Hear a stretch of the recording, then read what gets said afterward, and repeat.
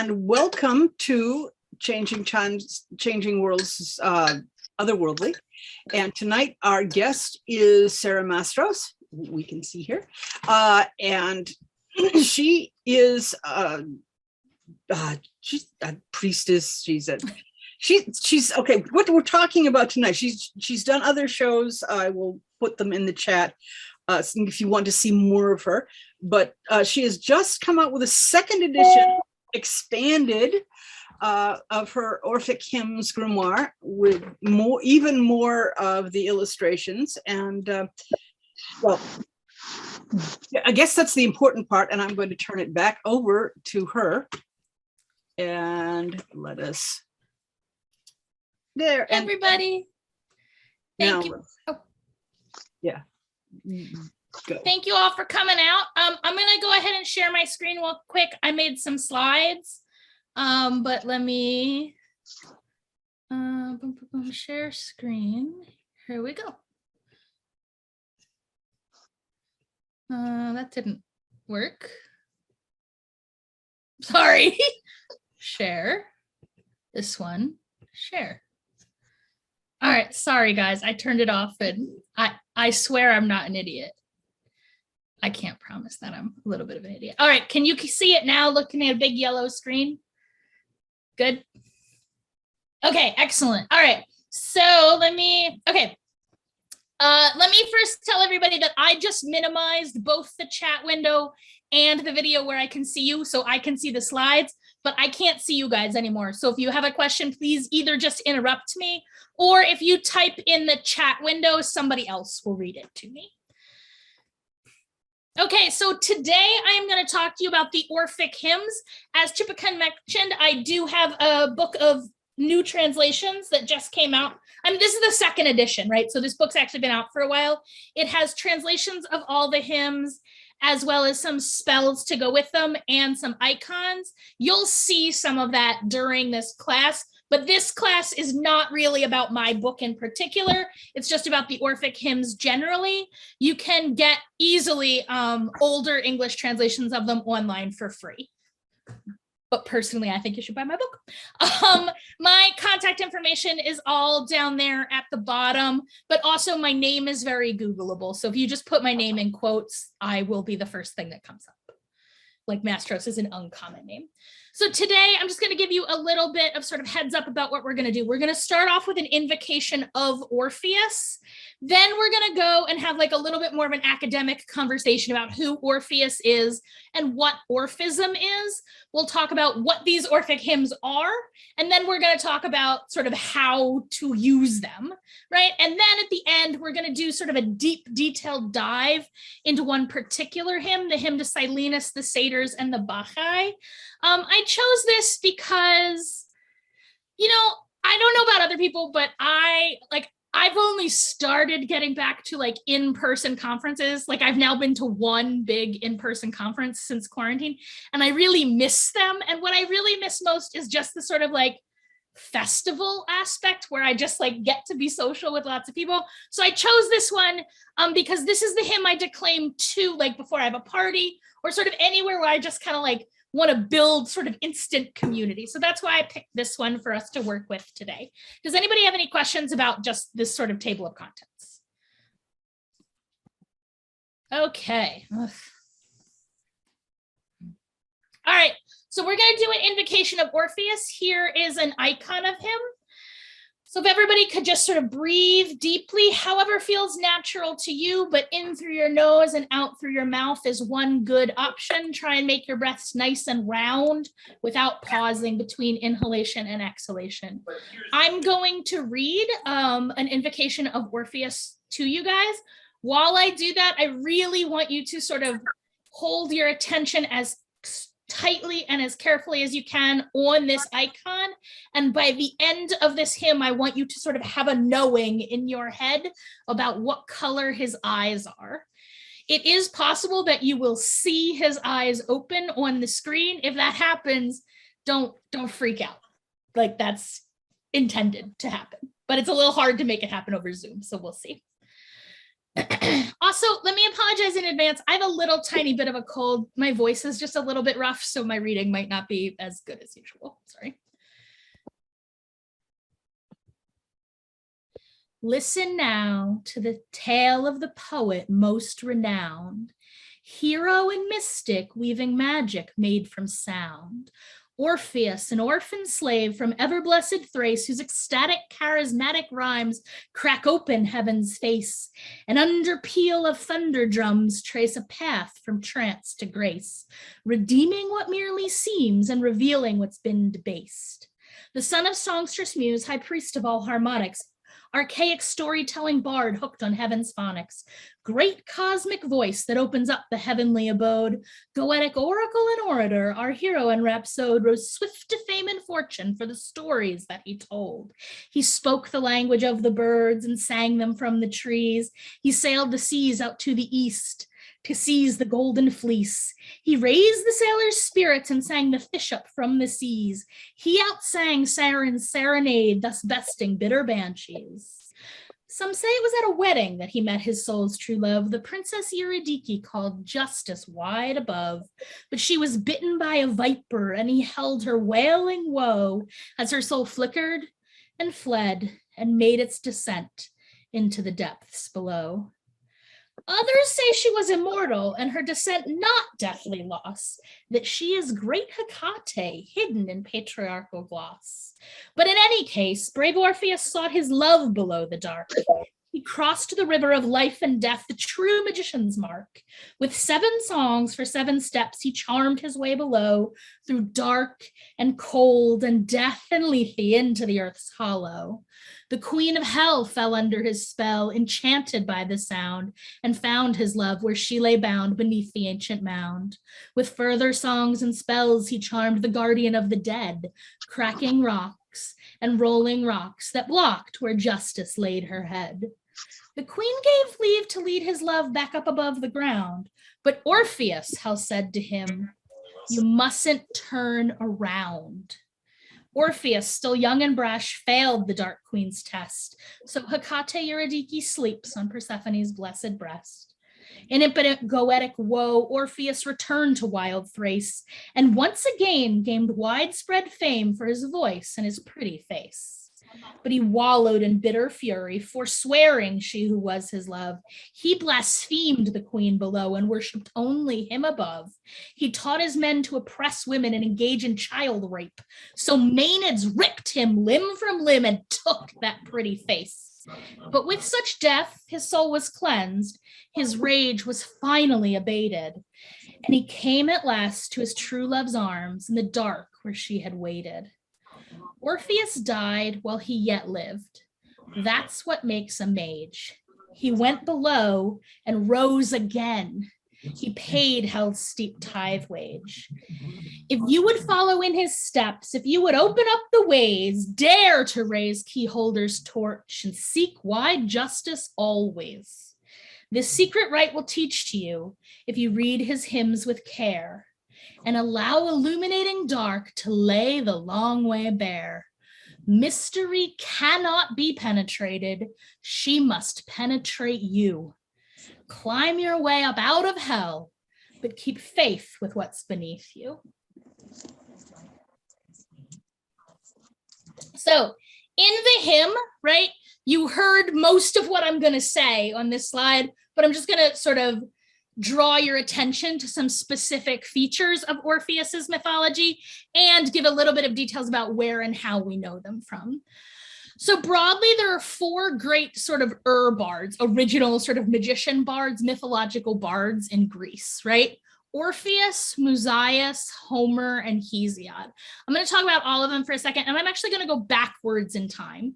So Hesiod is writing probably in the 6th or 5th century BCE. Unlike the other people on this list, we are quite confident that Hesiod was like a specific person about whom we have biographical details, and that unlike the most of the hymns we're going to talk today, right, and most of the things we think about as Greek mythology, Hesiod is not necessarily sort of compose, what we think of as the works of Hesiod are not transcriptions of a long-standing oral tradition. They are original compositions by this particular person. One of the ways we know that is that in one of his works, Works and Days, there's like a substantial amount of biographical information where he tells you that like my father moved me to this shithole town in the middle of nowhere, and you know, at the base of this mountain, and now my brother is suing me over our inheritance and blah blah blah blah blah. Like there's a lot of sort of crunchy biographical details that one would not expect to be sort of preserved in an oral tradition. Homer, on the other hand, even though we talk about Homer as a specific author, what we think of as the works of Homer, particularly sort of the central ones, so like the Odyssey and the Iliad, maybe a little less so the Homeric hymns, they are probably the work of like a collective of people, right, who are developing an oral tradition over time, and they're sort of slowly gelling together. Orpheus and Musaeus are generally talked about like in conjunction with each other. So some people say that Musaeus is the son of Orpheus. Other people say that Musaeus is the teacher of Orpheus. I actually assume that Orpheus just named his son after his teacher, so probably both are named Musaeus. Musaeus is not as well known as the other three. Some people say that Musaeus is the same person as the biblical Moses. I am skeptical about that theory, but it's not crazy, right? But Musaeus is a word that really just means like touched by the muses. I will say that when we talk about it in the context of Orphism, I generally don't think of Musaeus as a specific person at all, but rather as like an initiatory title, right? So like you have been initiated into sort of this bardic cult, you have been touched by the muses, right? Musaeus. And then Orpheus, right, is who we've been talking about. So Orpheus is the son of Calliope. Calliope is one of the muses. She's the muse of song, right? By a human, a Thracian king, right? And there are four central myths of Orpheus. The poem sort of referenced 3.5 of them, right? So the oldest myth, the myth most people know about Orpheus is the myth of him descending into the underworld to bring up Eurydice, right? Her Latin name is Eurydice, right? Eurydice, which as we said means like wide justice, right?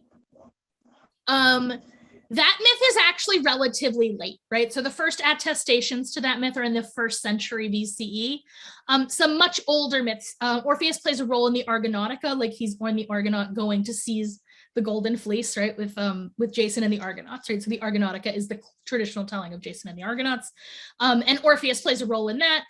As I mentioned in the hymn, right, he sings fish up from the seas, he outsings sirens, like he's presented basically as a magical musician in the Argonautica. But the oldest myth of Orpheus that we have attested is at his oracle in Lesbos, on the island of Lesbos, right? And it's there that he was murdered by Maenads, right? So they, ripped his head off, and then it floats down the river, and where it landed, there's he speaks oracularly there, right? And in all of these myths, and then finally we have these later myths. These come out of Pausanias, right, in the 3rd century CE, that says that he traveled to Egypt and studied there, and he brought back the Egyptian mysteries, including the mysteries of Hecate, which he planted, like he introduced the worship of Hecate on the island of Aegina. So in the background of this slide, you can see the temple of who is often called Athena Aphaia, but Aphaia is not really like Athena at all. And I think it's important to understand when we look at Greek mythology, like how much politics there is in it. A lot of goddesses that were named like Athena and then something else, really like Aphaia is the goddess of this place, and Athens came in and conquered it. And so their goddess is now like a subsidiary of Athena. So Athena Aphaia is actually not really like Athena at all. She's more like Brutamartis or Hecate, right? She's sort of in that general kind of like maiden witch queen vibe, kind of lunar goddess, right? Not really like Athena at all. Does anybody have any questions about anything on this slide? So it's going to be a little busy for me, so I may or may not. I don't see the slide. I just see the slide that says, who was Orpheus? Where's the other slide? So that is the slide I am talking about right now. It should say who is Orpheus, and then there should be a bunch more information. You can't see this? Oh, yeah, right. Okay, thank you. Sure. Thank you. You're welcome. Yeah, so the picture of the temple is just in the background behind the slide. But if you Google like Athena Apphia, you can see really nice pictures of this temple. I will say, if you have the opportunity to go there, it's really beautiful. It was one of my favorite sites that I saw in Greece, was the temple of Athena Apphia in Aegina.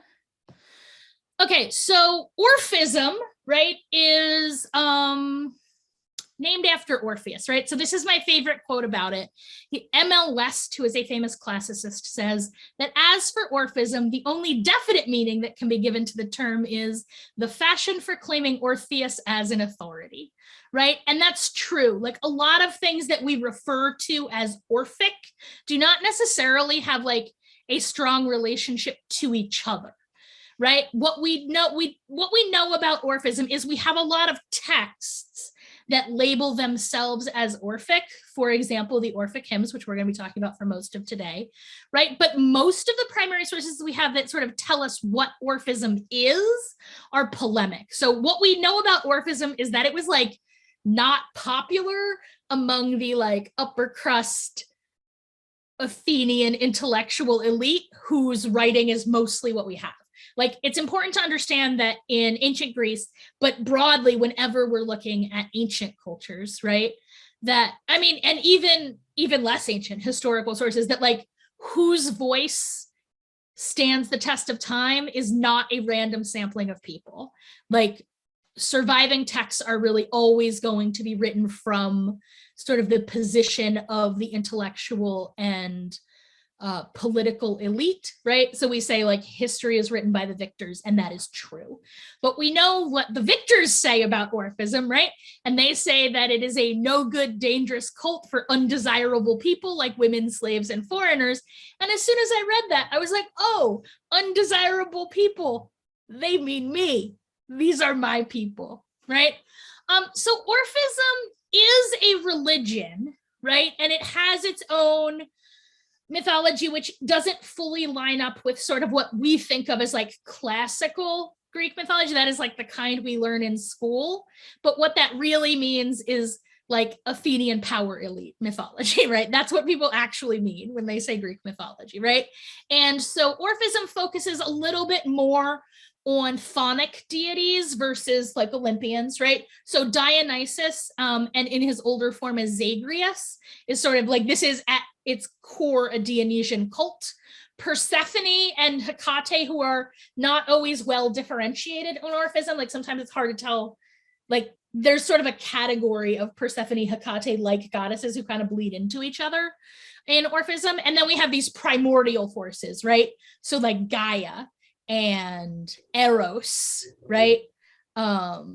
And these sort of more, when I really say primordial, really what I'm saying is like the gods from before the Olympians, and even more broadly, the elder gods. So the easiest way to think about that in Greece is that we have sort of these two categories of gods. We have gods who are gods of things that existed before humans, right? So like Zeus is a god of storms.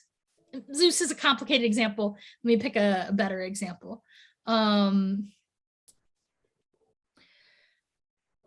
Sorry, my mind is totally blanking. Okeanos, right, is the god of deep ocean.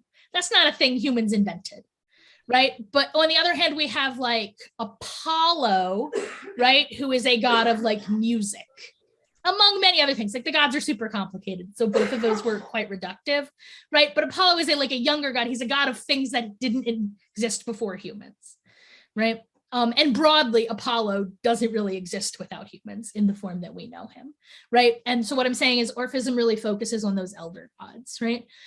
Orphism is a mystery cult. That is to say, there is a sacred and ineffable mystery at the core of it. But as I said, mystery can't be penetrated. Like mysteries keep themselves. So I'm gonna do my best to reveal the Orphic mystery to you, but it's not going to work. The Orphic mystery is when you die, don't be afraid.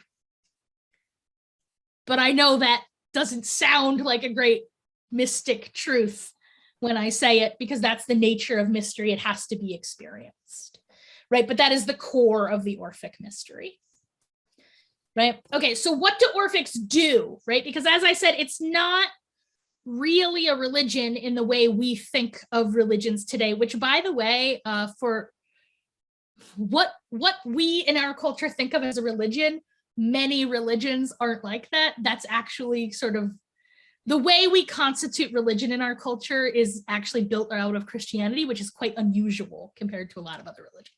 But that's really neither here nor there, right? Instead of thinking of Orphism as a religion, it's perhaps better to think of as a style of worship. It's what we today would call charismatic worship or ecstatic worship, right? Its central rite is the great bacchanal. The Greek word for that is orgion, right? An orgy. So in modern English, orgy means like a group sex party.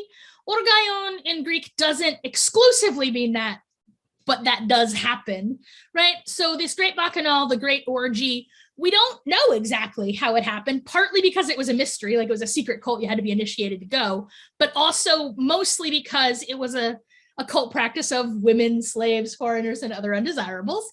And they don't always let us write things down. Like they burn things when we write them, right? So some things that we know may have been involved in this ritual. We know there's some kind of a procession, like a parade. We know that there are torches probably made out of mullein, right? So what we would call like witches' candles, hag tapers. We know that there were ecstatic drugs, definitely wine, possibly mushrooms, possibly some other things. We're not really sure what they are, right? We know that masks were involved. In particular, there's a category of initiate called like fox mask people, but we don't exactly know what they were doing with those masks. It's definitely a trance practice. We know that there is animal sacrifice, and the ripping apart of live animals with bare hands and then eating raw flesh is a part of this ritual. Maybe, like, you know, all of these things are things that people are saying, like, you know, just like the Christian who stands in the soapbox in the corner screaming about devil worship is like not really the best source about devil worship. That's also true in ancient Greece. So it's not like 100% clear how much of this is accurate, but these are things that are commonly talked about in this festival. Snake handling. It's possible that at least some of these processions were women only, right? And it does seem like most of them were women-led, that this was a primarily women-led cult, but it's really not clear. We know there's some kind of initiatory degree structure, but we're not quite sure how those initiatory degrees work. There's a level called a mystic, mysti, which just means like participant in the mystery, right? And they're also called wand bearers. There's a special kind of sort of magical Dionysus wand called a thyrsus that I think there's some pictures of later in the slides. There's a level called ox herders, which I think means pastor, right? Just like we call, I mean, pastor itself means shepherd. So I think that that's probably a like congregational leader kind of a role. And then we have Bacchants. A Bacchant is a priestess of Dionysus, of Bacchus, who is fully possessed by Bacchus during the rite. Whether that's an initiatory degree or not is not like fully clear. And as I mentioned, there's some other ones. The fox dancers we know is some kind of initiatory role, but we don't exactly understand how it works. Any questions about anything on the last couple slides?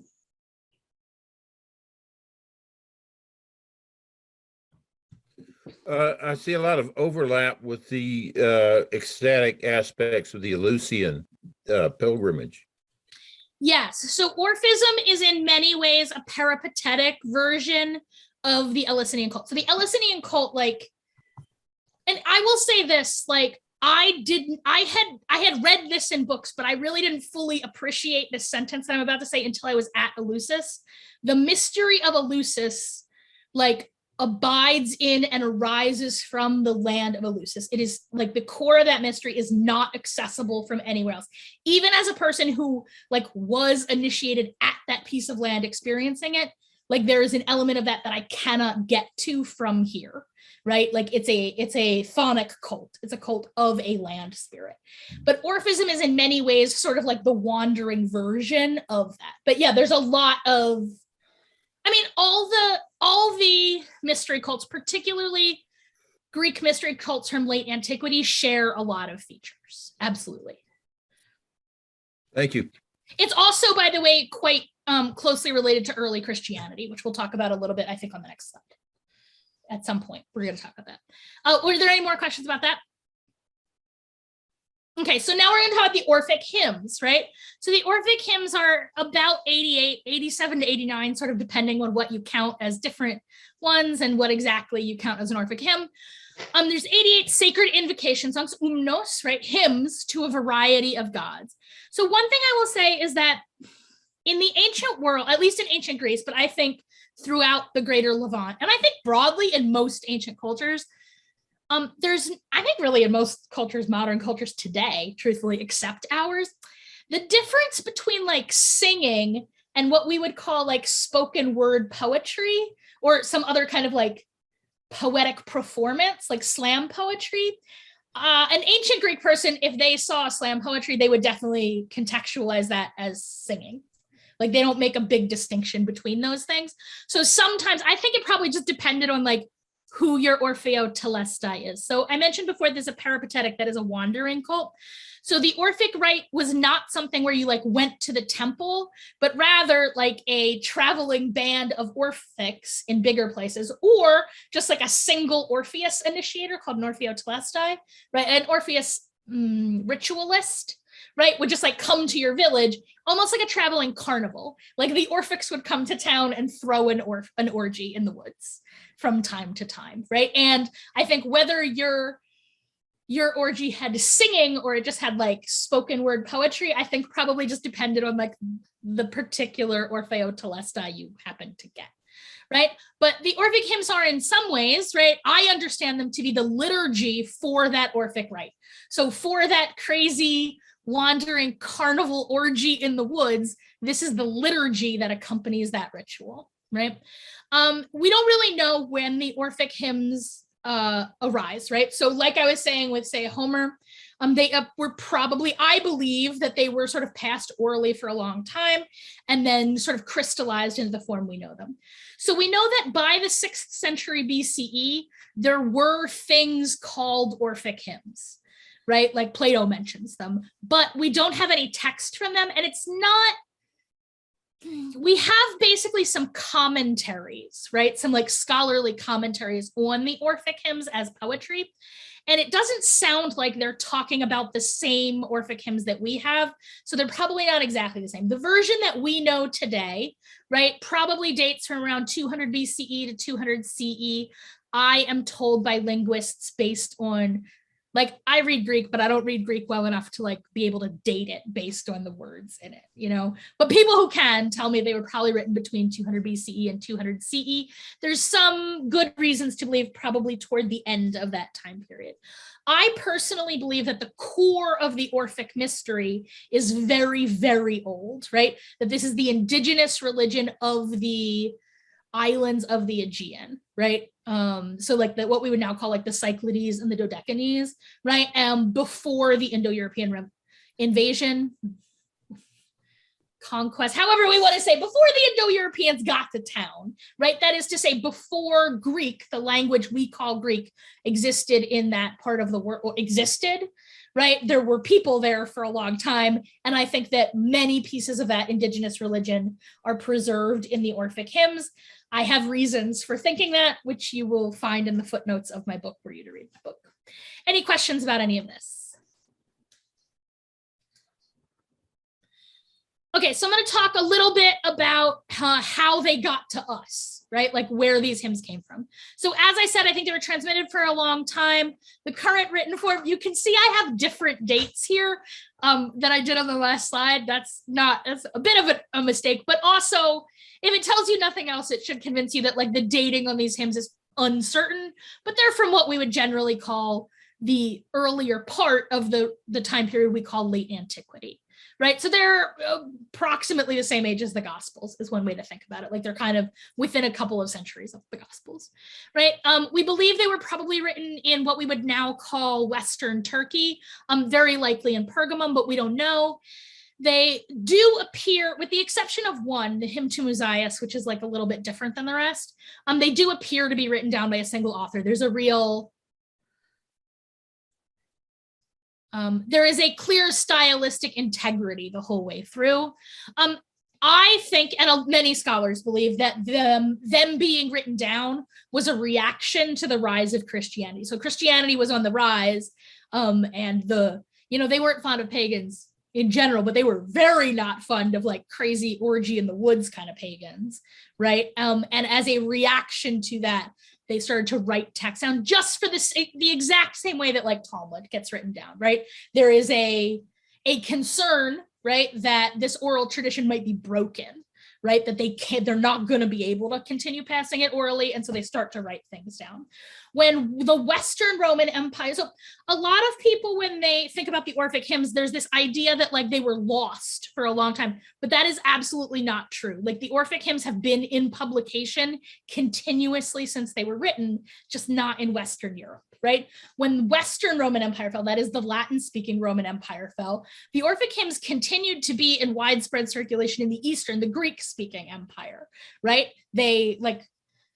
They didn't get rid of them. Like they didn't burn their books. They still had all those books. And from there, they passed into Arabic keeping, right? And then from Constantinople, they're going to enter into Europe around 1400 CE, right? Currently today, there are 36 surviving codices of the Orphic hymns in Greek. They're not quite identical. There's like small differences between the codices, but scholars who know a little bit more about this than me, right, tell me that all of those codices are almost certainly copies of a singular copy from Constantinople. So it's entirely possible that like for a long time in history, there were multiple sets of Orphic hymns. Remember what I was saying, how like Plato and other contemporaries are commenting, 6th century commentaries are talking about Orphic hymns, but they're not necessarily talking about the same ones we have. We know because there's like little snippets of them and they're just not the same ones we have. It's not clear when there started to be, excuse me. Sorry about that. As I mentioned, I have a little bit of a cold, right? But it appears that only one copy sort of survived into the Renaissance, right? And then multiple copies were made from there. Any question about sort of what I just said? Okay. There are 4 major translations into English of the Orphic hymns available.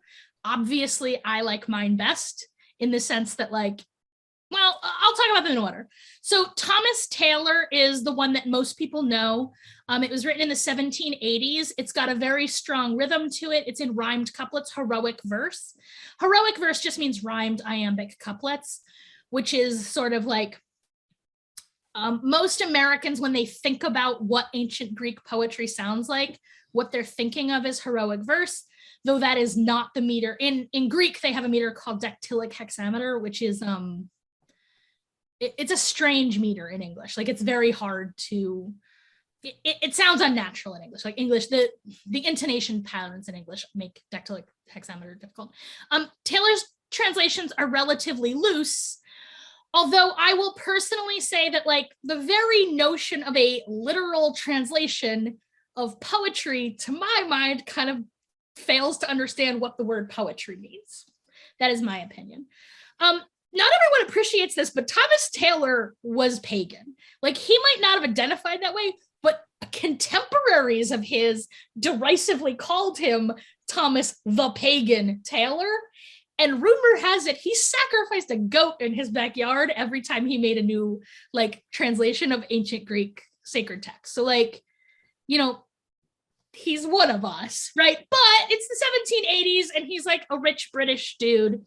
And his translations definitely show that fact, particularly in the ways they talk about women, right? So for example, there is a particular Greek adjective that when it is applied to men, Taylor consistently translates it as like good-hearted. And when it is applied to women, and female deities, he consistently translates it as beautiful. And it does mean both of those things in English. It really just means like good, like pleasing, right? But there's a little bit of, I wouldn't even go so far as to say misogyny. I bet Thomas Taylor was like the wokest dude in the 1780s classics department at Oxford, but right, like, you know, there's some problems in that translation. And in particular, we have a lot more archaeological data, right? So remember what I was saying about like history preserves the voices of the winners? Well, archaeological data, like physical findings, help us contextualize sort of regular people's lives, and we have access to a lot more of that than Taylor did. So the next major translation is by Apostolos Athanasakis. It's a very academic translation. It's very literal, right? And it's what we would technically call a mechanical translation. Mechanical in this context doesn't mean that it's translated by like artificial intelligence. It's definitely translated by a human being. It just means that the same Greek word will always be translated with the same English word. His translations are really good if you really want to study them as like a text. Like if you want to study them, you sort of want that because it helps you learn the Greek, right? And also like, even though I'm not a huge fan of his translations, his footnotes which are like a third of the book, there's like hundreds of pages of footnotes, so good, like strongly recommended. Patrick Dunn and I put out translations at basically the same time, but neither of us knew the other one was working on it. I will say if Patrick's had already been out, I probably wouldn't have felt the need to write mine. His are quite poetic. So Patrick Dunn is also sort of translating from the position of like a modern pagan magician, right? His, I would say, are a little bit more literal than mine. His book includes facing page Greek, which is nice, and mine doesn't. His poetry, the biggest difference I will say between his poetry and mine is that his poetry is a little bit, I always think of it like his poetry is like delicate nymph ballerinas, and mine is like stomp, stomp, stomp, stomp satyrs. And like, that's just sort of a difference in poetic style between them. Like, I don't think one is better or one is worse. I will say, I think his are a little bit better for sort of like high ceremonial work, and mine are really intended for sort of Orphic style, ecstatic, thump, thump, thump, thump. Like the kind of magic that has a drum in it is sort of the, how I'm translating them, right? So my book has rhymed couplets, same as Thomas Taylor. It's got a real strong rhythm to it. Like it's got that brain entrainment kind of rhythm that we want in magic. And mine also has spells and commentary associated with the hymns. And it also has, illustrated icons. So every hymn, in the new edition, every hymn has an icon. I like to color mine in. So they're coloring book style, black and white. This one I have simply colored it with color. Right. Personally, if you're really interested in the Orphic hymns, I do recommend sort of triangular. I mean, it'd be good to learn Greek. Like at the end of the day, if you really want to know what they mean, you probably have to learn Greek. That's what I did. But if you triangulate kind of between multiple translations, I think it gives you can sort of hone in on the pieces that like what's going on. So I think whenever you read anyone's translation of sort of anything, if you kind of have a feel for it, sometimes you're reading it and you're like, that doesn't sound like something somebody in 3rd century Greece would say. What did they actually say, right? And that's how I ended up translating them, as I was reading Taylor's and I was like, I don't think it does say that, my friend. Like that doesn't seem right, right? And then I would go dig into the Greek, and I did that long enough when I taught myself Greek, right? So again, I've got a new version out. Clearly, I recommend it. It's out from Hadean Press, right? So I want to talk to you today about using the hymns in magic. And there are basically 4 ways to do that. But of course you can, combine these. The first one is just sort of the straightforward way to use a hymn, which is simply as a devotional prayer, right? So there are hymns for sort of the entire spread of who we would think of as like normal Greek gods, as well as some sort of more obscure ones, including some gods that like we only know about them for many centuries. We knew about them only from the Orphic hymns. There was no other reference to them. And then over the last century, we've started to dig up some references to them in Anatolia. Right. And that sort of highlights my opinion that this is an Eastern cult, right, based in Anatolia and the Aegean, or along the shores of the Aegean. Right. You can use them as invocations, right, as either an oration to call forth a spirit to a ritual, or as an invocation to sort of like a full trance possession, right, to feel that spirit inside of you. Right. For me, when I was translating, that I would say is sort of where I'm focused on. My goal in my translations is to like try and understand the sort of interior mystic state produced in a native speaker of ancient Greek, which I am clearly not, right? As no one is, it's a dead language, right? But a native speaker of ancient Greek, like what happens inside their soul when they listen to their Orpheo Telestai do that? And then I am trying to replicate that in English, right? So as a spirit invocation, right? As a conjuration of a spirit, that's sort of where I focus as a translator. And I will say, as a translator, sometimes these things are in some ways in conflict with each other, right? Like I'm always trying to hit all of these uses, but when they come into conflict, I focus on them as invocations. I'd be really interested to talk to like Patrick and Dr. Athanasakis about like where they are focusing. Something that is not clear to a lot of people about the Orphic hymns, because most people use them like one at a time, and a lot of people only use the planetary ones. I've noticed like those are the ones people really use the most. But if you read them in sequence, it is one continuous ritual from beginning to end, right? I talked about that a little bit. So it starts off with Hecate to open the gates. The next one is like a midwife goddess. It goes on for a while, and Nyx, right? Which if you time it right, happens as it gets dark. And then it goes all night long. And at the very end, you've got like dawn, and then at the end, sleep and dream. And then at the very end, you've got death. The hymns themselves make reference, some of them, to the fact that this is somehow a contest.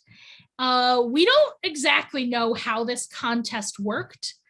I think it was probably either, it's just a contest to see who can stay with the ritual the whole time, right? So as you get about halfway through, the hymn that we're going to focus on is basically the halfway point in the ritual.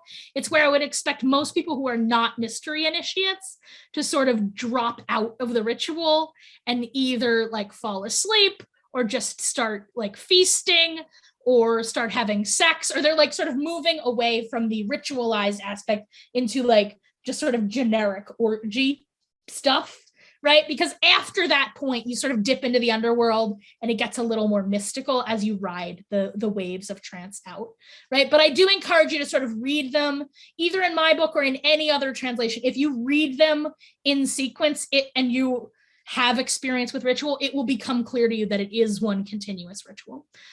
The way I use the hymns most is as petitions, right? So I'm going to make a very specific request. Most of the hymns as written are petitions. And usually the format is like at the beginning, there's going to be about half the hymn is just going to be a list of epithets of like magical nicknames for the god. There's some historiola, that is to say little snippets of myth. I will say in translation, it's not always clear the difference between a historiola and an epithet, and it doesn't really make a big difference, right? So like they're just kind of like, you're kind of like butter the god up, say like some nice things about them, like, oh, look at all these cool things that are true about you. And then you're going to get to the end, right? And you're going to make a request. And in the Orphic hymns, in my translations, that request is almost always the last couplet, sometimes like the last 4 lines, always at the end in anybody's translation. But I tried to keep them tight in the last couplet. You can take that, you can rewrite that. I mean, you can rewrite them however you want. Like, I'm not the boss of you. But in particular, you can either completely remove that couplet and write a custom one, or you can just make small changes in the end of any of them to sort of like customize it to your particular situation. So some of the hymns that I find particularly useful in magic, right? This is sort of like the order of how commonly I use them for magic. So Hygeia and Asclepios are both for healing. In like mainstream Greek mythology, Hygeia is understood to be the daughter of Asclepios, but in older myths, at their temples, like when you're actually in a joint temple to Asclepios and Hygeia, and also in the Orphic hymns, Hygeia is the wife of Asclepios, like the partner of Asclepios and not his daughter, right? Generally, the distinction between Asclepios and Hygeia is that Asclepios is the god of surgery, right? And Hygeia is the goddess of healing, right? As a broad rule of thumb, if somebody is like dire enough that they're going to the hospital for something acute, right, I will usually use the hymn to Asclepios. Whereas if they need like more general healing, if it's a chronic ongoing condition, and particularly for mental health, I like the Hygeia hymn better. Pan is one of my favorite hymns. Also, the new icon for Pan in the new book is so good. Like the illustrator, Brian Charles, did an amazing job with all of them, but the Pan one is like one of my favorites. The Pan hymn is used against madness. It's really good before a possession ritual, ensures like safe transpossession. And it is excellent, and I believe intended to be, if you read it carefully, a blessing over drugs in general and hallucinogens in particular. So like if I was going to do mushrooms, I would definitely like bless them with the hymn to Pan first. Right, the hymn to Hermes is really good for smooth communication and safe travel. I particularly like that one, as it is also a good hymn for translation. The hymn to Nemesis, a lot of people think that Nemesis's name means enemy because that's what it means in English, but in Greek, Nemesis is not the enemy. She's the one who sets the scales right. Like she punishes people, but she only punishes tyrants. Like Nemesis, the idea that Nemesis is the enemy is a lie told to you by wicked, powerful people, because she is the enemy of wicked, powerful people, right? I use that hymn a lot in political Malefica and sometimes in other kinds of Malefica. The Titans hymn is really good for settling the restless dead. The hymn to Dike is particularly good for court cases and for any kind of like justice related matters. The hymn to Hypnos, I actually don't use a lot because I don't usually have trouble sleeping. People with kids tell me that the hymn to Hypnos, like singing the hymn to Hypnos to little kids in either English or Greek, is like an excellent charm to put a kid to sleep. I've heard that from like many like witch friends with young children, right? Oneiros, the Lord of Dreams, I like when I'm particularly doing oneiromancy, right? When I'm doing sort of dream magic. And the hymn to the Muses for inspiration as a writer is one that I use a lot. Any questions about anything I've said about the hymns so far? Okay. So now we're going to sort of dive into one particular hymn. This is hymn 54 to Silenus, the Satyrs, and the Bacchae. So I'm going to go through it like sort of, high school English style, pretty carefully, line by line. We'll talk about it. And then at the end, right, I'll come back and declaim it for you. Right, so this is, as I mentioned, it's more or less, it's not exactly in the middle. There's 88 hymns, but as with most rituals, like the first half is actually longer than the second half because you speed, like the energy builds as you go, so it gets faster. So this is really, I would say, sort of the energetic peak of the hymns generally, right? There's a bunch of Dionysus hymns in a row, of which this is the last one. The one immediately after this is Aphrodite, right? So if you are reading them all in order as a ritual, especially if you're doing it by yourself, I strongly encourage you to have an orgasm by the time you get to Aphrodite's hymn. This is the sort of energetic peak of the sequence. After Aphrodite, we're going to go into Hermes Kitonios Underworld Guide, right? And then we're going to take a tour of the underworld. Like it's going to be sort of a deeper, more like internal mystical working from that point on. This is the hymn I like for parties and festivals. So when I'm having a party, I declaim this to like party vibe up the space, I guess is what I would say, right? Okay, so again, this is the hymn to Silenus, the Satyrs, and the Bacchae. We're going to talk about who all those people are. Silenus he's usually described as the tutor of Dionysus, but he's the tutor of Dionysus starting when he is an infant. So I generally characterize him as the foster father of Dionysus, right? His name means wobbly, which in this context means drunk, right?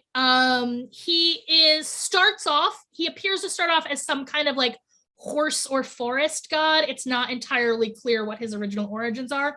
Silenoi, right, which is like the plural of Silenus, is like a satyr, but they're a horse instead of a goat. In fact, satyrs in Greek are often half horse instead of half goat, but in English, when we say satyr, we usually mean goat, right? Silenus and Silenoi generally speak prophecy when they are drunk. And I would say basically Silenus is a daimon of drunken prophecy, right? So creativity, nurturance, ecstasy, wisdom, drunken joy, prophecy, art, and mystery are sort of all in his like bailiwick. And there's a picture of him. Any questions about Silenus? Satyrs, right? Satyrs are basically the male version of nymphs. They're nature spirits, right? Like their essential essence is that they are simply male nature spirits.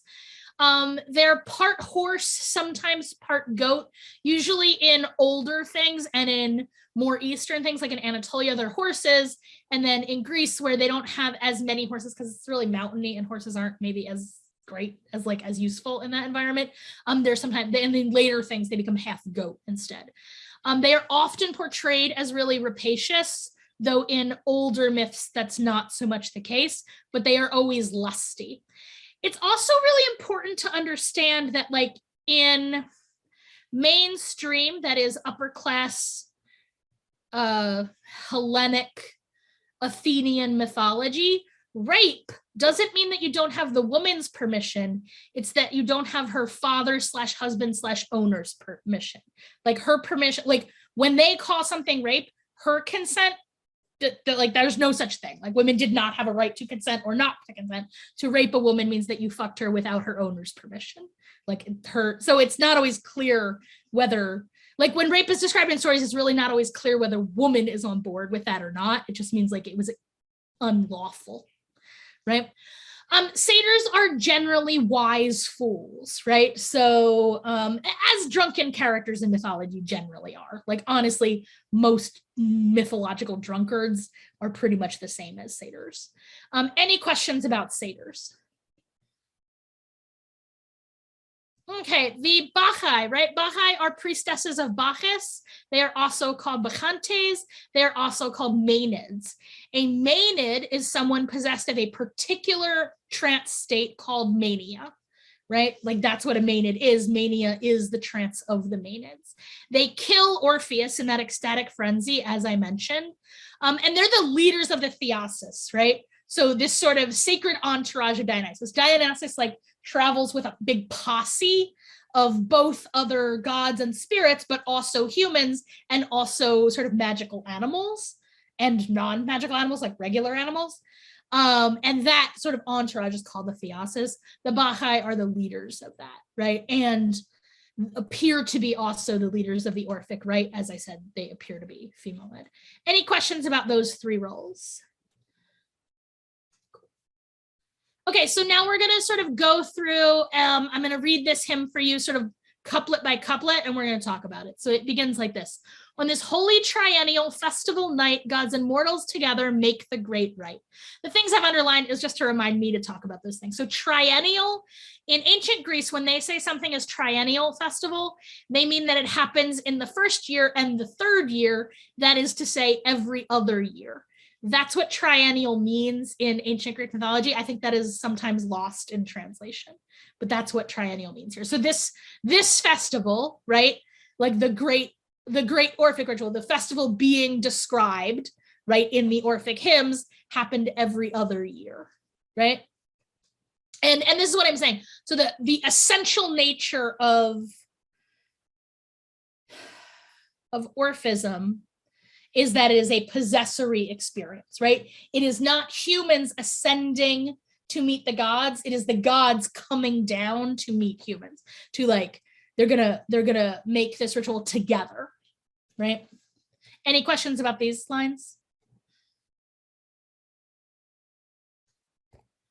We call out to Silenus, foster father of Bacchus, best of the Silenui, favored by the great goddess. O majestic band leader and founder of our order, you first taught Bacchanal to your all blessed daughters. So we already talked about Silenus and the Silenui. When we say great goddess here, broadly, when Orphic rite refers to like Deo, right, the great goddess, they mean someone relatively similar to Cybele, right? Her Latin name would be Cybele. She's a mountain mother goddess, right? So like Gaia, but it's important to understand that like Greek Gaia is not Mother Nature. Like that's Phusis or even Demeter. Gaia is like the land itself, right? She lives in like mountains, right?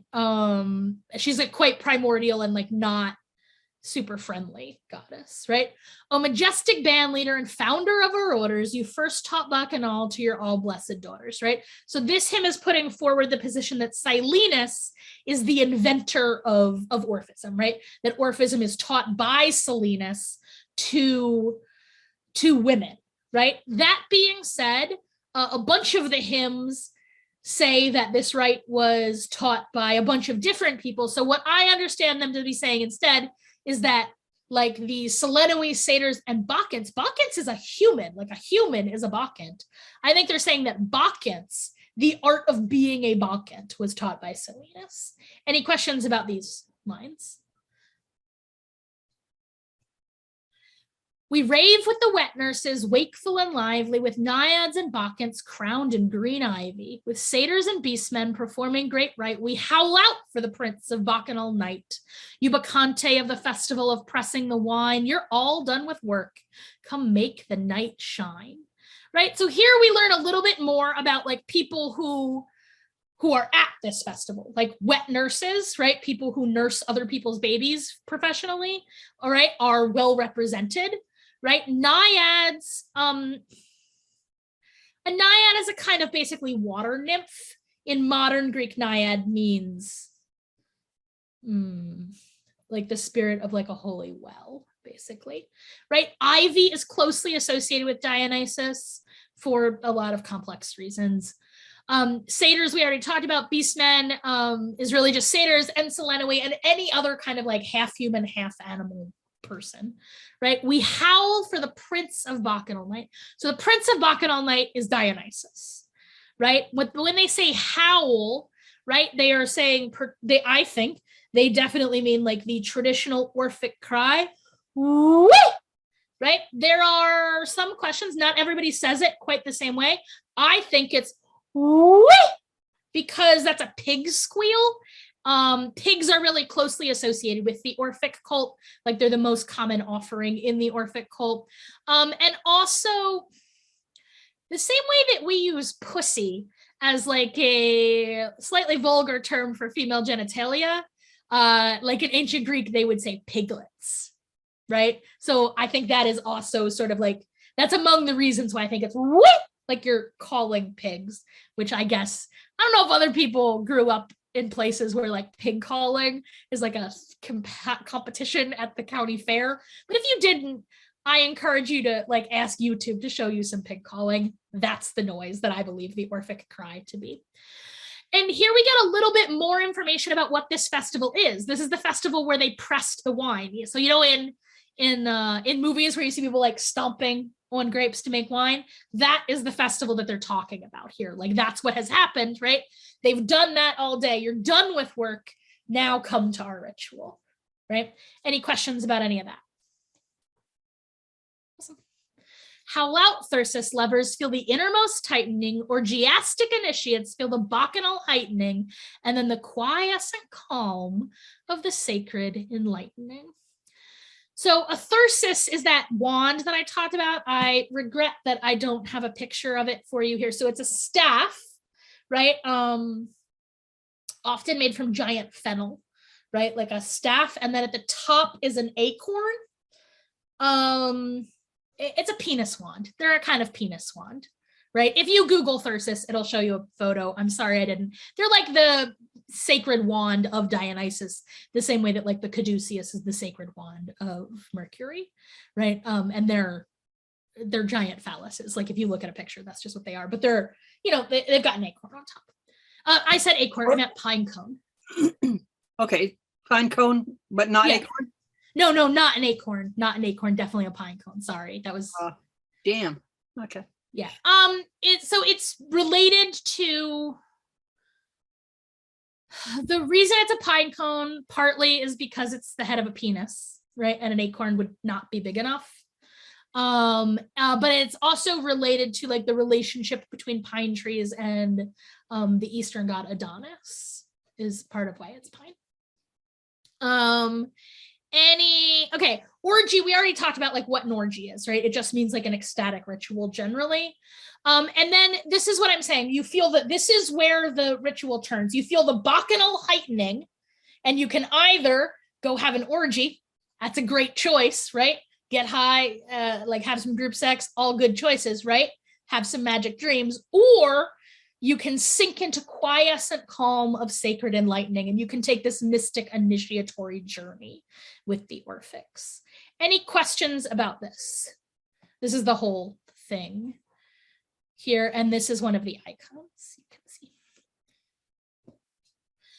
Okay, so if everybody is ready, we're going to do the same thing that we did with Orpheus, right? So I want you to look at the icon and watch for their eyes to open while I declaim the hymn. I strongly encourage you for this one, it's up to you. Either, right, watch the icon and focus on that, or read along with me out loud. But I'm going to ask you to leave yourselves on mute because there's actually a little bit of a delay, so it'll echo if we all read it together. But like, imagine you are reading it with everybody, right? So you ready? On this holy triennial festival night, gods and mortals together make the great rite. We call out to Silenus, foster father of Bacchus, best of the Silenui, favored by the great goddess. Oh, majestic band leader and founder of our orders, you first taught Bacchanal to your all blessed daughters. We rave with the wet nurses, wakeful and lively, with naiads and bacchates crowned in green ivy, with satyrs and beastmen performing great rite. We howl out for the prince of Bacchanal night. You Bacchante of the festival of pressing the wine. You're all done with work. Come make the night shine. Howl out, Thyrsus lovers. Feel the innermost tightening. Orgiastic initiates. Feel the Bacchanal heightening. And then the quiescent calm of the sacred enlightening. Woo! I encourage everybody to make, so we is like Bacchic amen. Woo! Bacchic cry. So that is the end of my slides for the night. So I'm just going to take some questions. And I see there's a lot of stuff in the chat window. I'm just going to take a look through the chat window and see what I see. Thrace was sort of the Arkansas of Greece. No. So Thrace is, I understand that was probably a joke, but I'm going to answer the question anyway. Thrace is mostly what we would call Turkey, right? And like Bulgaria today. It's a more, the Athenians definitely understood it to be kind of an Arkansas backwater. But in truth, like here is one of their complaints about the Thracians. They have no morals. They just let their women sleep with anyone they want. They don't even know about slavery. So I am perhaps of the opinion that, you know, I guess it depends who's a barbarian and who's not, you know, like if I were up to me, I'd rather live in Thrace than in mainland Greece. Also, that's where my family's from. weren't the Thrace also more magical? Weren't they famous for? Yes. And apparently no. That is okay. Well, here's the thing. That is yet another thing that Athenians think is wrong with them. Were they more magical than Greeks? I mean, I don't know. People say Jews are more magical than other people too, but that's mostly anti-Semitism. I think I think that civilized people have a tendency to think of other people's religion and sorcery as somehow different than their own. But yes, there is definitely have a reputation, like all wild people, of having more magic. And between you and me, I do sort of feel like magic mostly lives in the wild. So yes, but also, I mean, there's plenty of Greek magic as well. Sara, can I, is this the basic, or we're out of time, so shall I turn off the recording, or shall we just keep going? I'm perfectly happy to take questions now. So, but it timed out very well. Good job, me. Yeah, perfectly. Yeah, but I'm happy to take more questions. I'm looking in the chat. If I get a between the Orphic and Eleusinian mysteries. So I talked about that a little bit. The Eleusinian mysteries, because they're a place-specific cult, they have a much higher sort of integrity over time. So the Eleusinian mysteries are very, very old, right? Almost certainly pre-Indo-European in that place. And that mystery, I believe, is still the exact same mystery that I experienced in that Plutonion. Whereas peripatetic cults, like they wander around and they move a lot more. So they are definitely related. But the Orphic cult is more like, you know, your crazy hippie friend that like goes to all the festivals and then comes back and tells you about them. That's the Orphics. Do you know if did they see themselves as being related, or is that something that like later scholars kind of applied to them after seeing similarities? I will say it appears to me from people talking about them, which is mostly people who are not in the mystery cults talking about mystery cults, right? That there was definitely an understanding that like all the mystery cults were closely related, right? That mystery, that there is a singular mystery, right, in which you participate, but there is definitely understood to be, if I had to make a guess, I would say that initiates of the Eleusinian mystery, many people were initiates of both, but people who were only initiated Eleusis, I would imagine, understood Orphics to be like their crazy bastard appropriative cousins, and Orphics probably understood Eleusinians to be their like and Orphics probably understood Eleusinians rich to be buddy their, duddy like, stuck-up cousins would be my guess about how they stuck-up like understood each other. But it's hard to say because like I said, most of the ancient writing we have about the mysteries is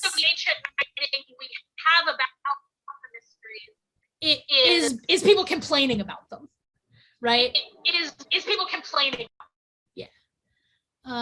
Labeled as earthlings as opposed to sky worshippers of Athens. Yeah, so I mean, I don't know Renaud in particular, but I would imagine that in ancient Greek, there is a very well understood distinction between Oranian, upper world type religious practices, and Chthonian, underworld practices. And Orphism, you know, partakes of both, but definitely has a more chthonic character, a more underworldy character than high Athenian, like Oranian myth. But, you know, everybody's doing everything.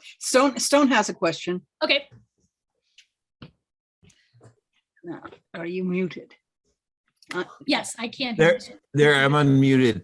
I'm a modern narrative poet, and in other words, I use a lot of variety of rhythm. Do any existing versions go down this path, or would it be useful to explore that with some of these? Mine every once in a while break into free verse, just so for like sort of ritualistic purposes. So the hymn to Semele, for example, Dionysus' mother, is like heroic, right? And then there's like a block of free verse in the middle when she's like burning up, and then it goes back into the rhythmic. Athanasakis is basically free verse. Ah, okay. I mean, the Orphic hymns themselves in Greek, like most Greek poetry, are in very strict dactylic hexameter. And right. I think that for ritual purposes, particularly like, I don't know how many people here have been in a ritual with like 40 or 50 or 60 people. You know, that drum beat, I feel like you need it to keep everybody on the same page. So that's why I have it in mind. But I do every once in a while break my meter scheme for reading. I'm happy to nerd out about poetry also. Like, indefinitely. Okay. Can we have Merrick next? Merrick? You're muted, Merrick. You're muted,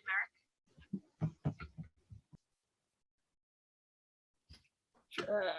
You just It was muted. I'm sorry. Yes. I don't mean to laugh at you. Sorry. Oh, you're asking me if I have any questions? Yes, I was told you had a question. Yes, I thought he did. Oh no, I don't have a question. Okay, cool. Because my Zoom switched off, then it went back on again, so I lost my question. Got it. Oh. Anybody else have any questions? Thank you. Wonderful presentation.